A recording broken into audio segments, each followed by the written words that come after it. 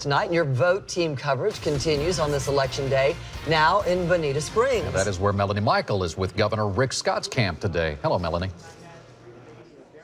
Hey guys, good evening to you. As you know, this is a huge election tonight, the race for Florida's governor, and it is indeed governor versus governor in this race. It is costly, it is controversial, $100 million spent, and a lot of attack ads, a nasty race all the way around. You just heard Charlie Crist commenting, this has been a tough race. Rick Scott has said the very same thing. And you know, it's hard to believe, guys, 4 years ago, we elected a governor. How time flies. And back then, a healthcare businessman, Rick Scott, was the one who won the race.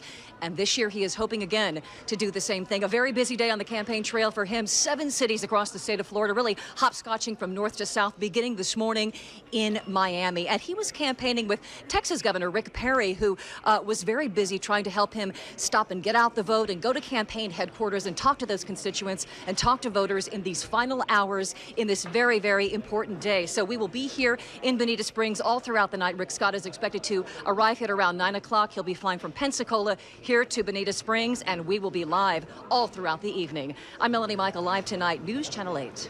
All right, Mel, thank you. I'll say this, they both have to be exhausted. Oh, those kids, it's been a long campaign. It really I think Charlie Crist is right. You want it to be over. Florida wants it to be over. The last thing you want is a recount. But in this governor's race, turnout will be key, especially with such a close race. Both sides want to make sure that their supporters don't stay home.